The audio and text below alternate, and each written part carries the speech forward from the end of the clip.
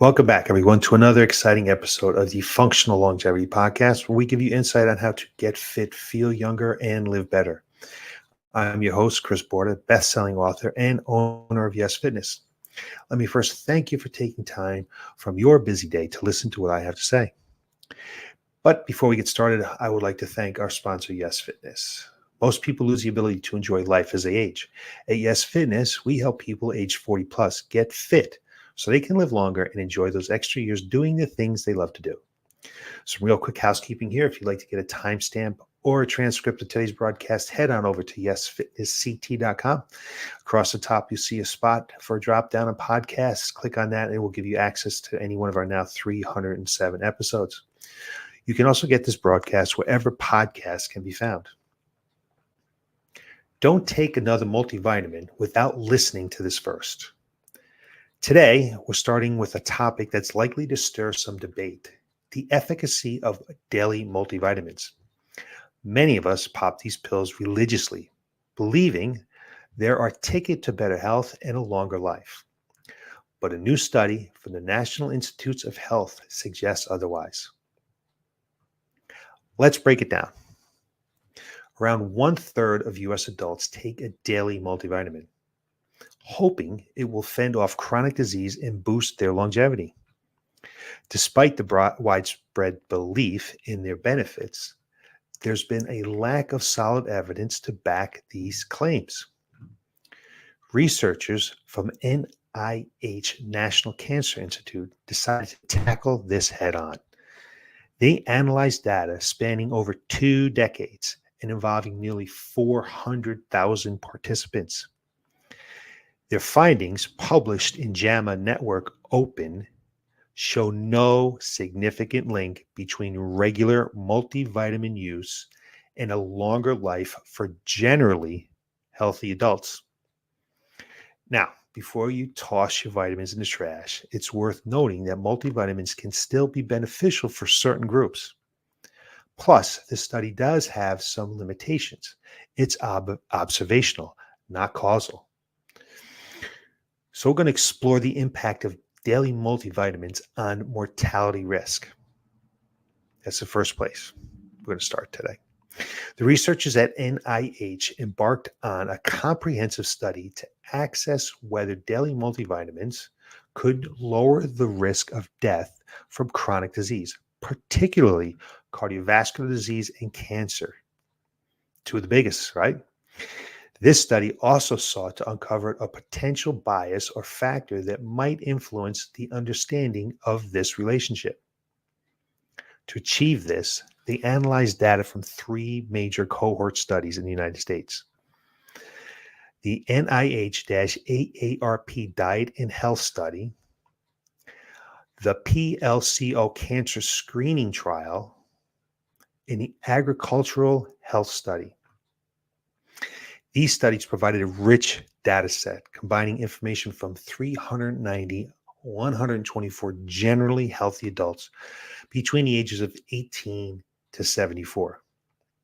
Importantly, none of these participants had a history of major chronic diseases at the study's onset.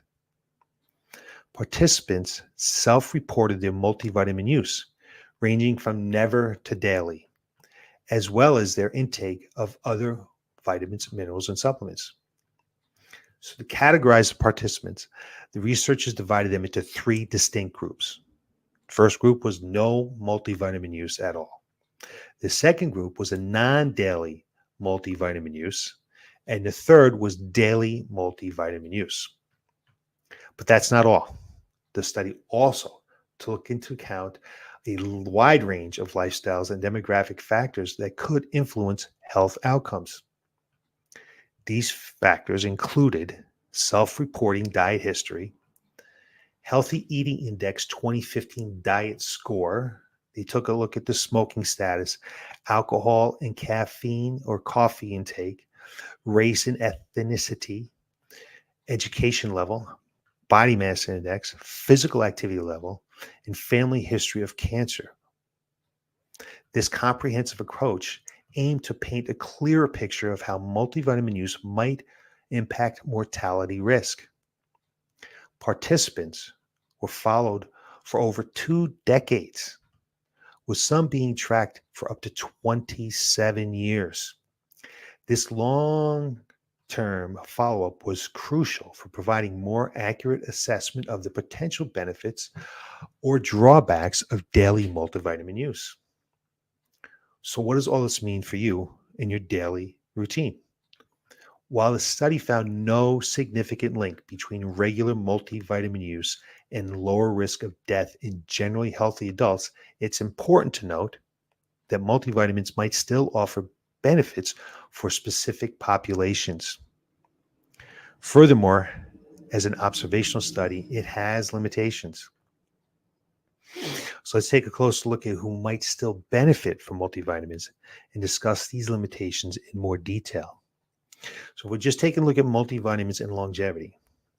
During a study period, there were 164,762 recorded deaths among participants. It's a little over half. And approximately 30% of these deaths were due to cancer, 21% to heart disease, and 6% to cerebrovascular diseases.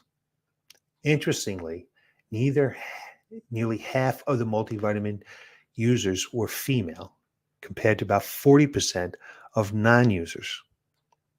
And daily multivitamin users were also more likely to take other individual supplements, had lower BMI, and followed better diet quality.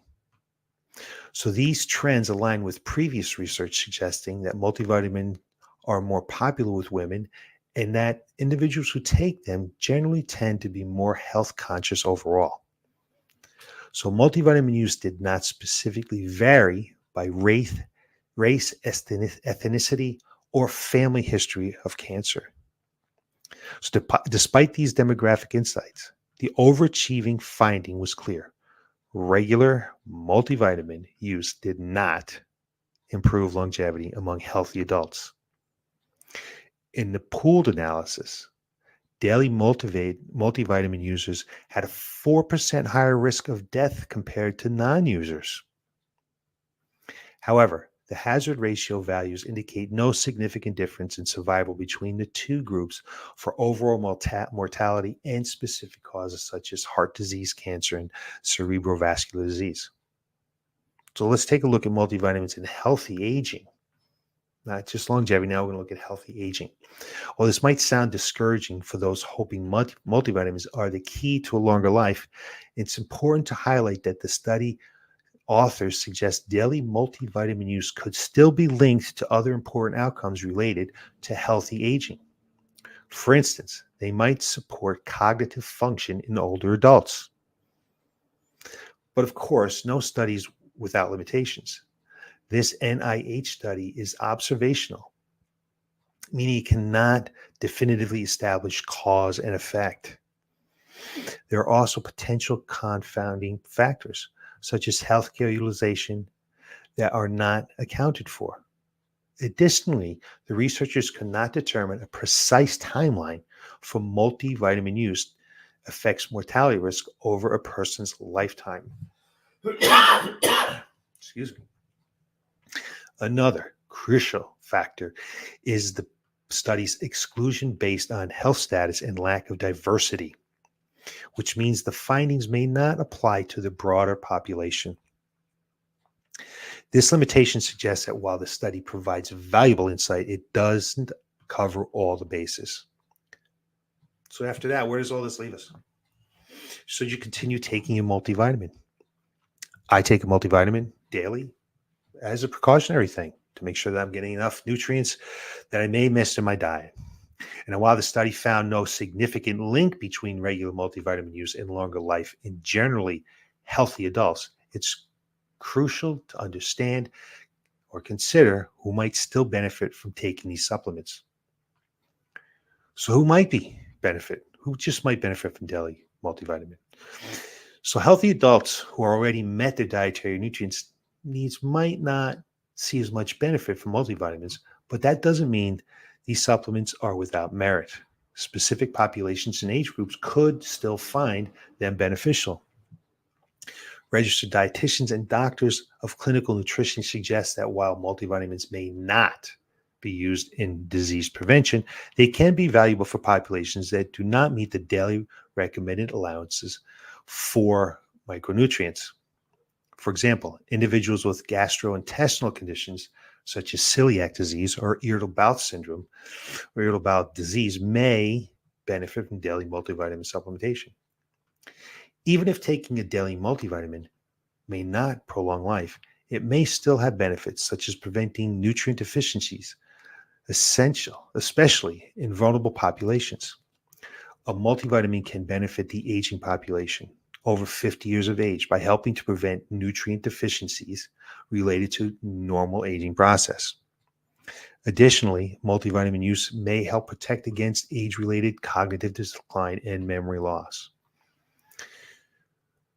The 2020-2025 dietary guidelines for Americans note a significant shortfall in the intake of fruits, vegetables, beans, legumes, whole grains among most adults.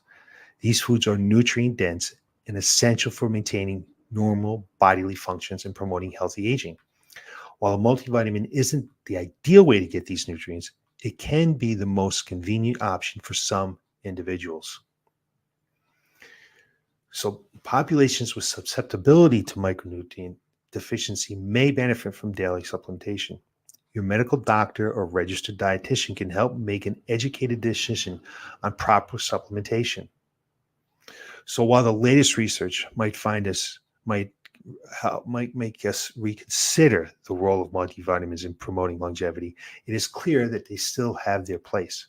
For certain groups, those like with specific health conditions, older adults, people with dietary limitations, multivitamins can provide essential nutrients that might be missing from their diet. It's important to remember that no supplement can replace the benefits of healthy diet. Healthy eating patterns promote healthy aging. I want to emphasize that multivitamins are not a substitute for nutritious, balanced diet. To maintain healthy and promote longevity, I recommend focusing on consuming a variety of nutrient-dense foods, things like nuts, seeds, legumes, dark leafy green, carrots, berries, other colorful plant-based foods. I suggest looking at a dietary pattern like the Mediterranean diet or the Blue Zone diet. These diets are primarily whole foods and plant-based and emphasize not just the food themselves, but also cultural, behavioral, and social factors that contribute to long health. The optimal way to receive your dose of daily nutrients will always be through whole food diet.